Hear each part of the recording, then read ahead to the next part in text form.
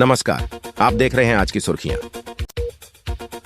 Iran के सरकारी media इरना के मुताबिक पाकिस्तान के किए हमले में 9 विदेशी नागरिक मारे गए हैं। ईरान के गृह मंत्री अहमद वाहिदी ने कहा कि इस हमले में 3 महिलाएं, 4 बच्चे और 2 पुरुष मारे गए हैं। ये हमला जहां हुआ वो ईरान की सरहद से 3-4 किलोमीटर दूर है। इससे पहले पाकिस्तान ने ईरान के सिस्तान बलूचिस्तान प्रांत में चरमपंथियों को निशाना बनाते हुए हमले करने का दावा किया है। पाकिस्तानी विदेश मंत्रालय ने बयान जारी कर कहा था, जिन पर हमला किया गया वे पाकिस्तान में खून खराबा करने वाले आतंकवादी थे, जिन्होंने ईरान के उन इलाकों में पनाह ली थी जहां किसी का नियंत्रण नहीं है। बिल्किस बानो के गैंगरेप मामले के 5 दोषियों ने सुप्रीम कोर्ट का रुख किया है। इन दोषियों ने सरेंडर किए जाने के लिए सुप्रीम कोर्ट से और समय मांगा है। Justice BV. नागरत्ना इन याचिकाओं पर सुनवाई के लिए तैयार हो गई हैं और उन्होंने निर्देश दिए हैं कि chief justice of India D.Y. Chandrachud से इस बारे में एक बेंच का गठन करने के संबंध में पूछा जाए ताकि शुक्रवार को सुनवाई की जा सके। चंडीगढ़ में आज यानी 18 नवंबर को मेयर चुनाव होना था, मगर ये चुनाव टल गया है। ये चुनाव पीठासीन अधिकारी के बीमार होने के चलते टाला गया है।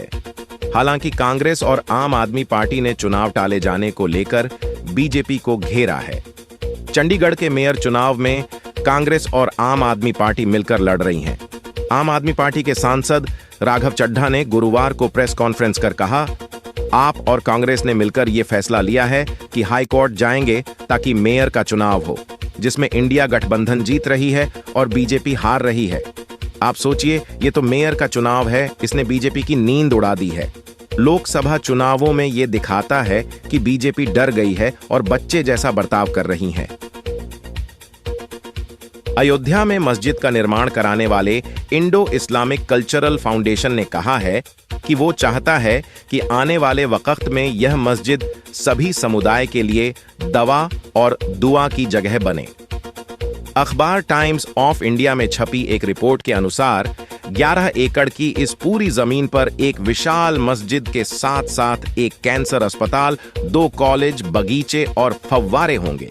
यहां एक विशाल कुरान भी रखी जाएगी जिसकी जिल्द भगवा रंग की होगी। अमेरिका ने यमन में हूती विद्रोहियों के ठिकानों पर फिर से हमले करने का दावा किया है। उसका कहना है कि यह हमले करना जरूरी था, वरना हूती विद्रोही मिसाइल दागने की तैयारी में थे। अमेरिकी सेना ने कहा कि बुधवार को उसने हूती विद्रोहियों की उन 14 लोड की जा चुकी मिसाइलों को निशाना बनाया जो लॉन्च किए जाने को तैयार थीं। अमेरिका ने पाकिस्तान के बलूचिस्तान में ईरान के हमलों की निंदा करते हुए कहा है कि पिछले कुछ दिनों में इस देश ने अपने 3 पड़ोसी देशों की सीमाओं का उल्लंघन किया है। अमेरिकी विदेश मंत्रालय के प्रवक्ता मैथ्यू मिलर ने बुधवार को कहा कि पाकिस्तान, सीरिया और इराक में ईरान के हमले चिंताजनक हैं। आज की सुर्खियों में इतना ही। धन्यवाद। हमारा चैनल भारत हिंदी सब्सक्राइब करें।